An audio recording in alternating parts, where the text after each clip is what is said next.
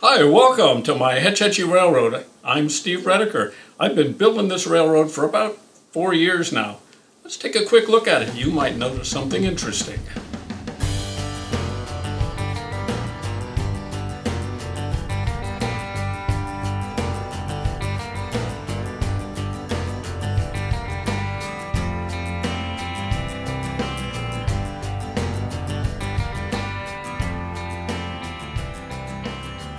You may have noticed that my railroad is black and white. I modeled a Hetch Hetchy Railroad that was built in 1919. Everything in 1919 was black and white. Have you ever seen a color picture from 1919? I don't think so. So my railroad is prototypical 1919 black and white. I've been an armchair model railroader for many years. My first railroad was built about 40 years ago. It was with my 2 boys. It had 1 plastic building. It had 2 loops that ran around a mountain so they could race trains. Well, that layout is long gone. 4 or 5 years ago, my wife said, "Go build a man cave. Get your old layout out of here. I want the room back." So I built a man cave, and I started building the Hetch Hetchy Railroad. Like I said, I've been an armchair model railroader for years, and I thought, I'm never going to reach that level of perfection. I can't make it look like it does in the Model Railroader magazine. Then I finally decided, I'm not even going to try. I'm just going to make something that I like and is right for me. So that's part of how I got started building this Hetch Hetchy Railroad. A little history of the Hetch Hetchy Railroad. It was built by the city of San Francisco in 1919 to facilitate building their huge reservoir inside Yosemite National Park to carry water all the way to San Francisco. If you've been to San Francisco and had a drink of water, thank the Hetch Hetchy Railroad. Without the railroad, there wouldn't be that good water in the city. The railroad also helped build the huge aqueduct and large hydroelectric power plant that was built up in the High Sierra Mountains as well. Fortunately for me, when they were building the railroad, the city of San Francisco had a photographer that documented the whole thing with beautiful, big black and white pictures. So I was able to get black and white pictures of every major portion of the whole railroad. And then it struck me, hey, I don't have to paint a background. I can just put the pictures on the wall, and whatever the picture is, I'll build the model right in front of it. Well, that's cool. So I ended up, my railroad being about 12 or so scenes that model the picture behind it. Then my wife suggested, she said, hey, 1919 was black and white. Why don't you make your railroad black and white just like the pictures? I thought, hey, that's a good idea. Thanks, Carol. Well, after that, I kind of developed my philosophy for building my layout. I wanted it simple. I wanted to be able to build it fast. I didn't want to have to spend 20 years. I'd be 95 years old. So I wanted to build it fast. I wanted it to be simple. It would be within my capabilities. I couldn't paint backgrounds. My first attempt at making mountains was a disaster. I didn't want to have to do plaster all over the place. I didn't want to do wiring. I wanted very simple. I didn't want things that were going to go wrong. So that's what my philosophy is. Simple, fast, easy, and within my capabilities. So the result was the black and white layout. Like I said, 12 or so scenes replicating the pictures. Dead rail. Dead rail means there's no power in the tracks. It's batteries in the engine, radio controlled, no wiring. I didn't even put wiring on almost all the switch machines. They're just manual. I just reach out and put my finger on there and change the turnout. No wiring. I had to put some wiring in. Some of the 3-way turnouts were so confusing I was always having derails, so I had to put switch machines on those. And minimal scenery. Pretty much the only scenery on my whole layout are some rocks from Poupinot Pass. Poupinot Pass, I'll have to tell you about that later. Oh, why do I model the Hetch Hetchy Railroad? Well, there's 52J. Mile marker 52J back there. That's a story I'll tell you later. That's why I modeled the Hetch Hetchy Railroad. I hope that this video will inspire you. If you've never built a railroad, build one. It doesn't have to look like those ones in the magazines. Probably won't. If you have already built a railroad or a nice layout, try something unique. It doesn't have to be the same as everybody else's. Mine certainly isn't. A little bit about my railroad. It's On30. Dead rail, that means batteries in the engine, no power in the track. I've been working on it for about 4 years off and on. It's in a room that's 13 by 22 and, horrors of horrors, I share it with other hobbies. So the railroad doesn't take up the whole room. It's not a railroad room, it's a man cave. My layout is point to point on 3 levels. There's no helix. It's got 6.5% grades. Heaven help me if the cars let loose on the way down. They fly. The main line is about 100 feet long. It follows the Hetch Hetchy Railroad prototypically, except it's very highly compressed. I also model connections with the Sierra Railroad, Southern Pacific, and a little tiny logging road called the Peach Growers Railroad. I'll tell you a little bit more about the peach growers later. The Hetch Hetchy Railroad is located in Central California. It actually goes into Yosemite National Park. The Hetch Hetchy was a 68-mile-long standard gauge railroad that tied in to the Sierra Railroad not far from Jamestown. I also modeled part of the Sierra Railroad from its origin in Oakdale, past Hetch Hetchy Junction, where the Hetch Hetchy started, up to Jamestown. The Hetch Hetchy Railroad came off of the Sierra Railroad at Hetch Hetchy Junction. It winds its way past Moccasin, where the big powerhouse is that they built, up to Groveland, which was the headquarters of the railroad. Then it winds its way up into the High Sierra, and it goes past 52J. Oh, I haven't told you about that yet. And then it goes past Mather to its highest point at Poupanaut Pass. That's the real name, Poupanaut Pass. And then down to the dam site at Hetch Hetchy Valley. It's 68 miles from here to there. This is Oakdale, the beginning of the Sierra Railroad. There are a couple of interesting things you might notice here already. It's not all black and white. Some of the cars are colored, some of them aren't. I decided I kind of liked the idea of having some color run around my black and white layout. At Oakdale, I also modeled the interconnection with the Southern Pacific Railroad, and my little sign here says it's 58 miles to Elk Grove. That's where I live. The main load carried by the Hetch Hetchy Railroad was bulk cement in boxcars. And it was brought in via the Southern Pacific and then onto the Sierra up to Hetch Hetchy Junction. So here we have a train load of bulk cement. It wasn't in bags, it was just shoveled into boxcars. That's why they're kind of all white. Their cement was everywhere. One of the unique things on my layout are my turntables. I didn't want to have complicated electronics. That's one of the reasons I went dead rail. I didn't want to have to worry about wiring up a turntable. I also didn't want turntable motors, so I put magnets on them. They're self-aligning like this.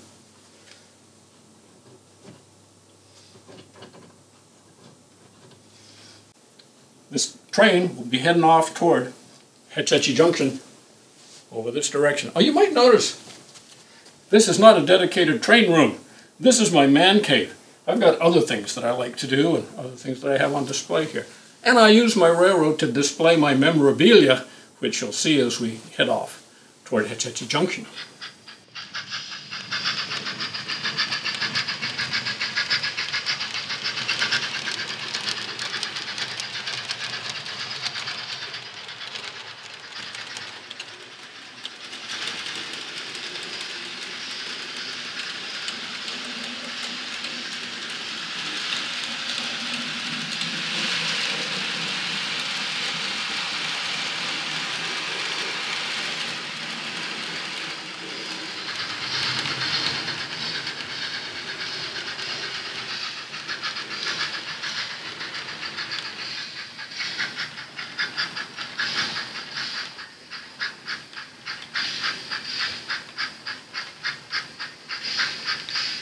The train from Oakdale arrives at Hetch Hetchy Junction and cuts off the cars that are destined to go to Jamestown.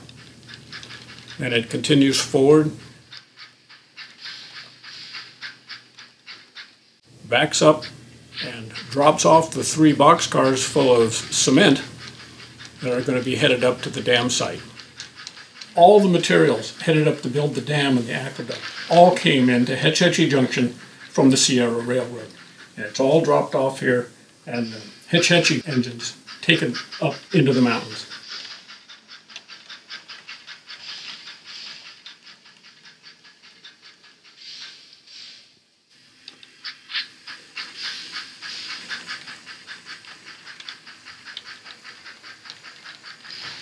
Then it goes back, picks up the cars headed for Jamestown, and takes off toward Jamestown.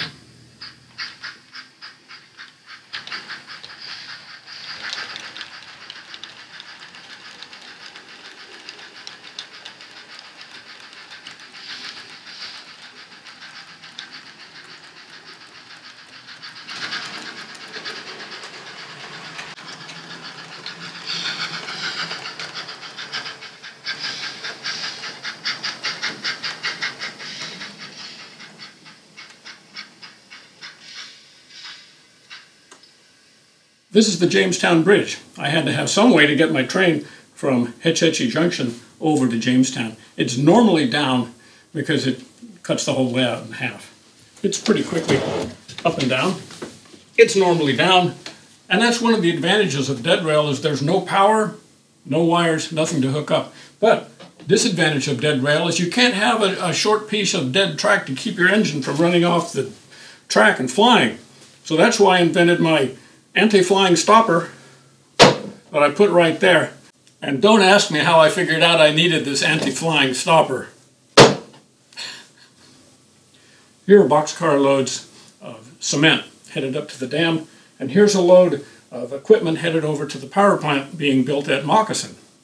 This is the first scene on the layout that captures the way I wanted to do things, of having the prototype picture in the background and the railroad scene in front. This is the first one of those. But you'll notice it's not exactly the same. On top of the station, I've got an actual ticket to get you from Oakdale over to Hetch Hetchy Junction. Also, it's not exact either. This little man here, he's got the drawings in his right hand. The guy in the picture's got it in his left hand. So it's not perfect, but of course, it's just for fun.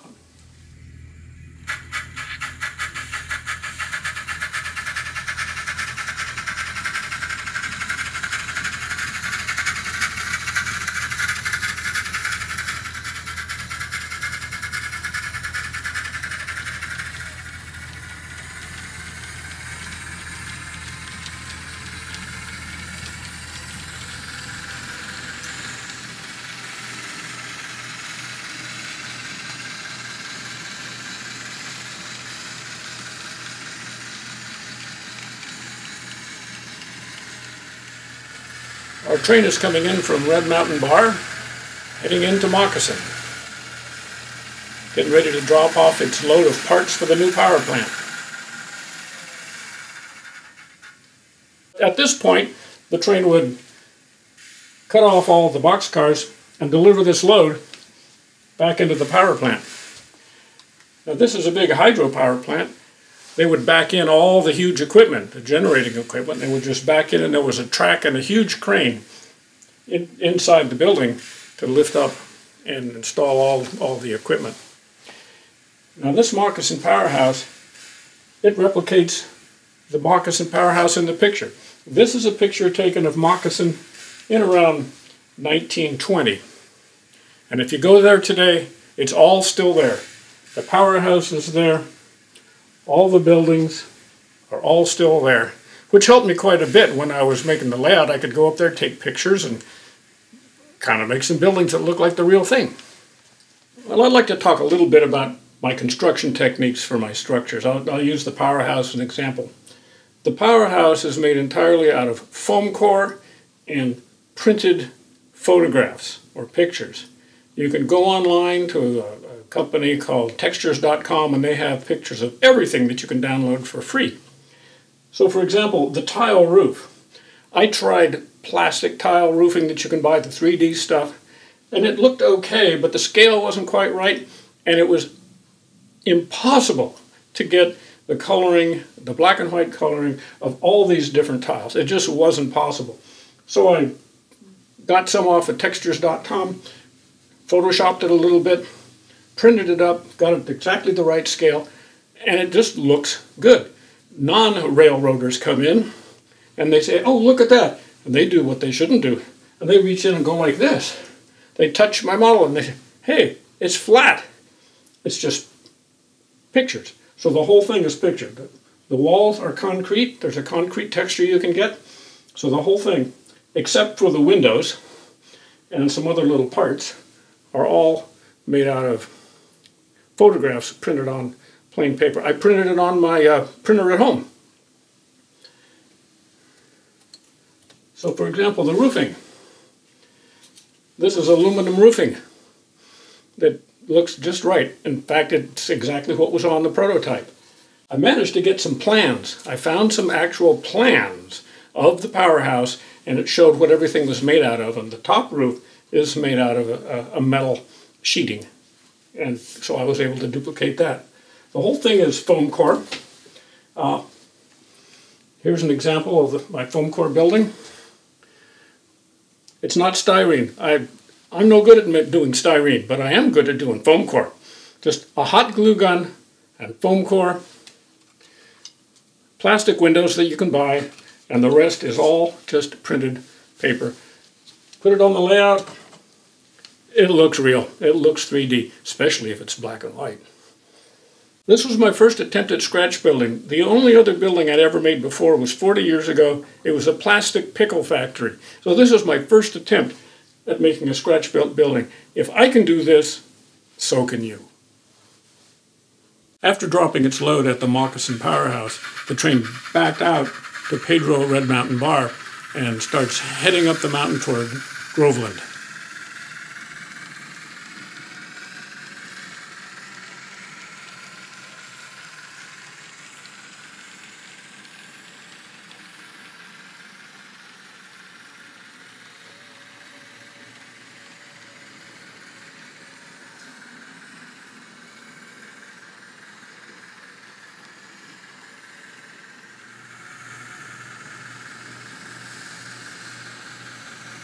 This is the Groveland main yard. It was the headquarters of the railroad.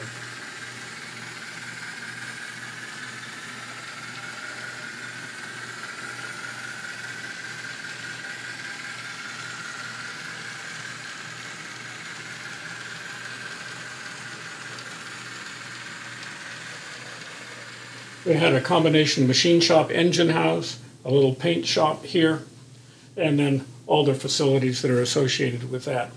You can see back here in the picture, I took the doors right off the picture and used those as the doors on the shop. So again, it's just using pictures instead of 3D to make my buildings.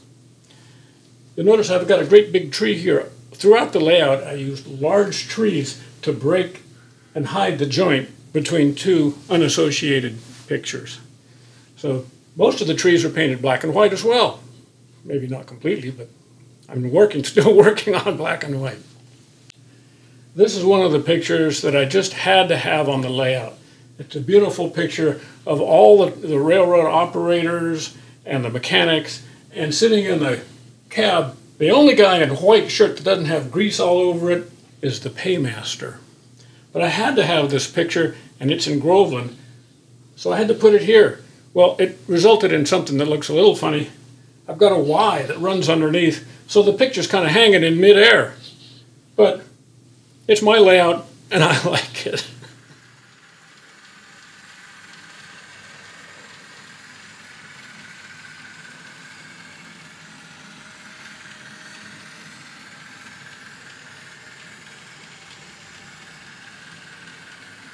This is the Groveland tank area. This was the original location of the Groveland shops. These shops were built about 6 or 8 months before the big shop was built that we just saw.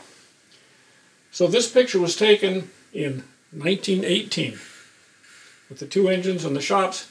My wife and I went up there in 2017, 99 years later, and here's my wife standing right there, right at this location right there. Researching the railroad and looking at the old railroad is an awful lot of fun. It's almost as much fun as doing the layout itself.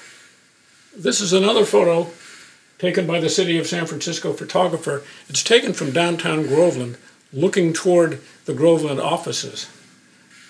This is the hospital for the railroad and the whole project, and here's my model hospital here.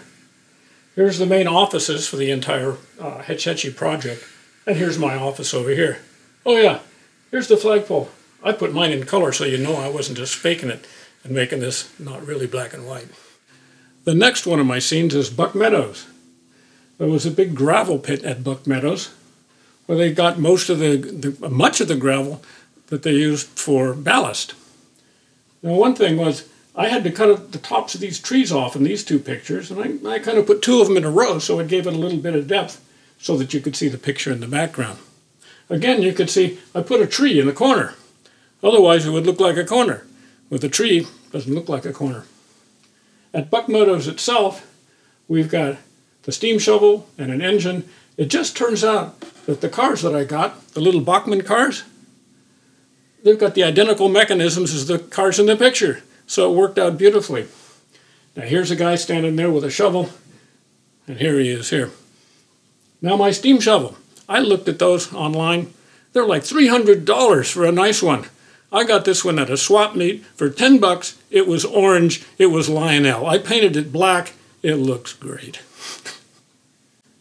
Below Buck Meadows, as we're coming out of Groveland, this is the line just outside of Groveland. And this is a point where the picture actually comes out onto the train table itself. It just folds right down. The cows here are standing on the grass in the picture. I also tried an experiment, a little bit of 3D.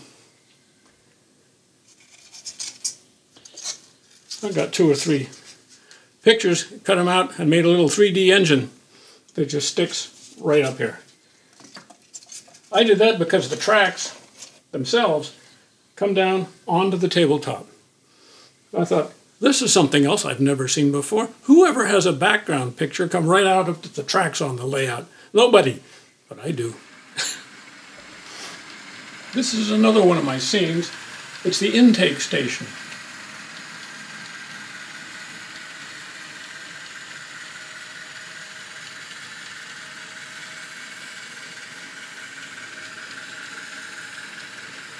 Why is it called intake? Because at the bottom of this 1,900-foot drop, 3,700-foot long incline that goes back here, was the intake for the big aqueduct that carried the water to San Francisco. The water came out of the dam, down the river, and at intake, it went into the aqueduct and went on its way to San Francisco. So what's happening here is this is the building that has the lifting works for the incline that dropped down that 1,900 feet. My incline station is still under construction. We've got all sorts of guys building things here. This guy's even bringing in a spare gear wheel for the lifting mechanism. Again, I use my railroad layout to display my memorabilia. Here's a spike I found at the intake station 2 weeks ago.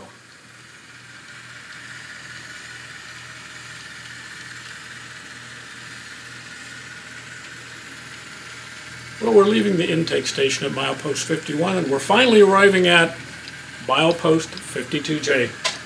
Why do I model a Hetch Hetchy Railroad? Well, this is that story.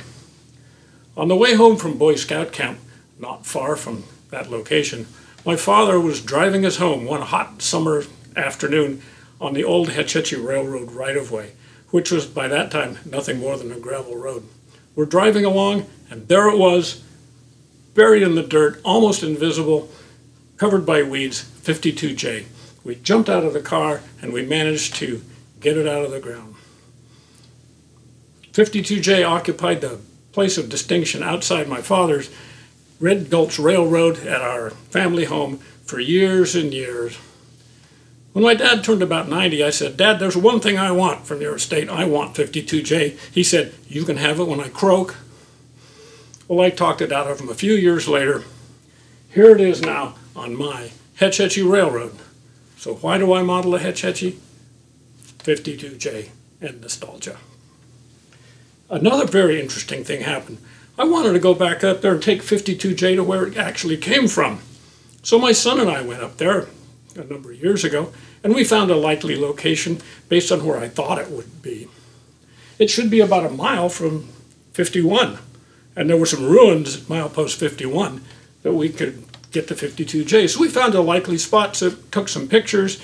We thought, well, that's probably about right.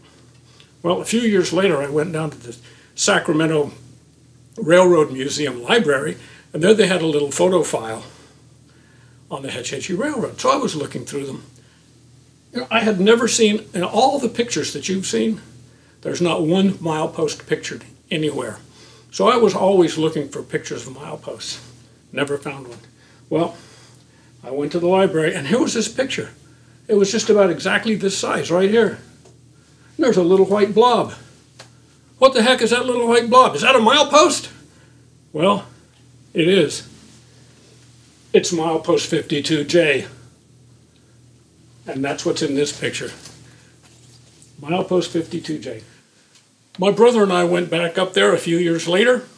We took the new picture of 52J, Google Maps, my faulty memory, and we tried to find the spot. Did we find it? Yes, we did.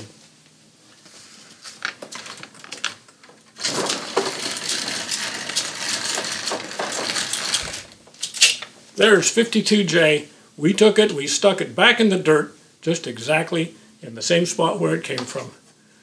And the really cool thing was this. See this big tree here? We were wondering if we got 52J in the exact spot. Keep your eye on that tree.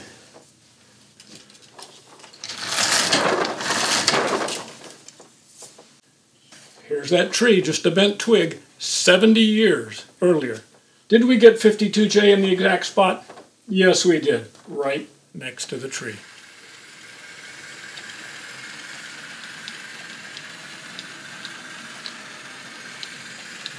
This is another one of my little vignettes or scenes. This is the station at Mather.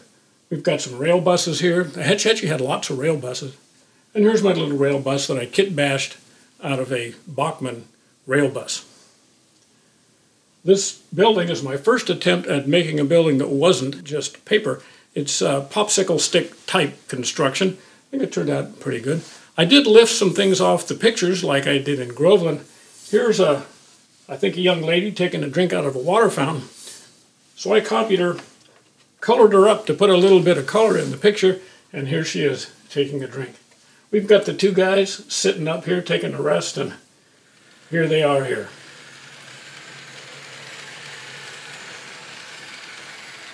This is one of my favorite pictures and corners in the whole layout. We've got the sawmill at Mather. This sawmill provided all the lumber necessary to build the big dam and all the other structures at Hetch Hetchy Valley. So I love this picture. There's lots going on. We've got steam.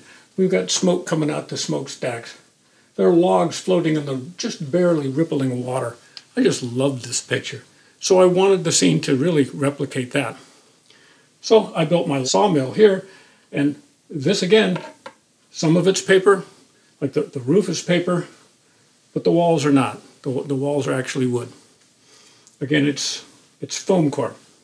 One of the things I really wanted to capture in this corner was the reflection of the stacks in the water and the reflection of the whole sawmill in the water. I tried several different things and nothing really worked well. The normal poured water surface just did not reflect well. I tried mirrors, but they just looked like mirrors. It just didn't work.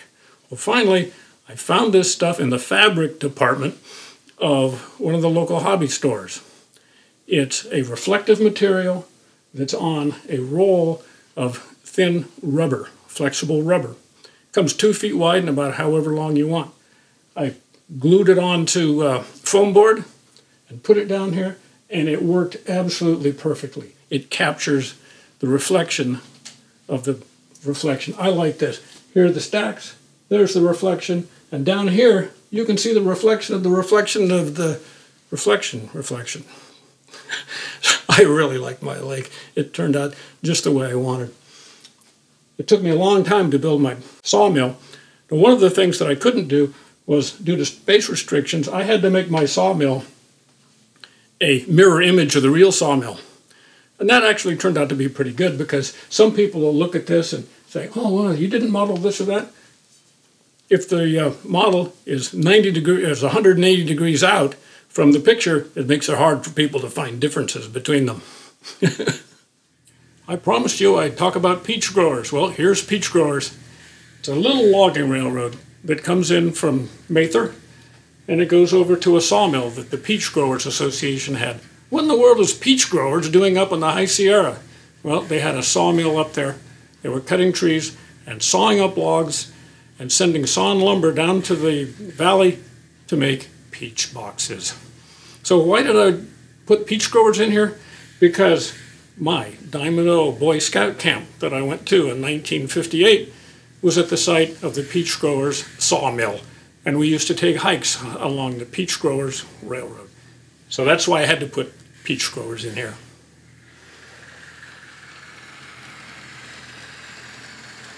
Now we're running through Poupinot Pass. That is the real name, Poupinot Pass. Where the name came from, I don't know. But if you drive to Hetch Hetchy, which you can inside Yosemite National Park, you will drive right through Poupinot Pass. You're on the old Hetch Hetchy right-of-way, which is now a paved road.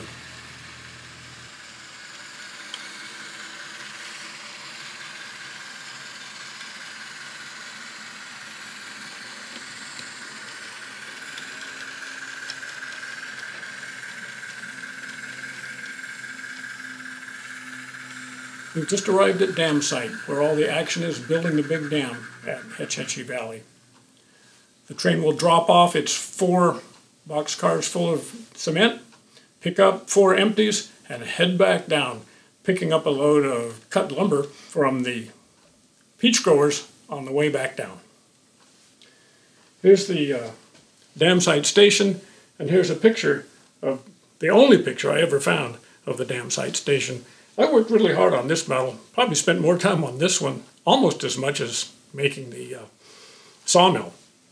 I tried to make this model look as much like that picture as I possibly could.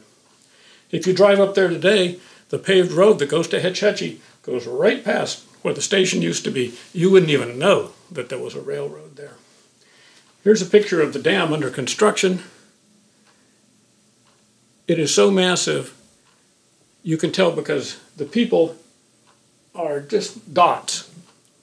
Here's a person right here. You can't even see him. So this is a massive structure, about 375 feet tall. It took 18 months pouring concrete 24 hours a day, 7 days a week for 18 months to build this dam. So the railroad had to be really reliable. If the cement didn't show up, they couldn't pour concrete. I hope you've enjoyed the tour of my Hetch Hetchy Railroad. I really enjoyed building it, trying new things that I'd never seen anywhere else before, researching it, going out in the field, finding spikes and stuff. I just had an awful lot of fun building this. I hope you'll have as much fun when you build your railroad. Try something new and different. I know you've probably never seen anything like this. Maybe you can make something that no one's ever seen before.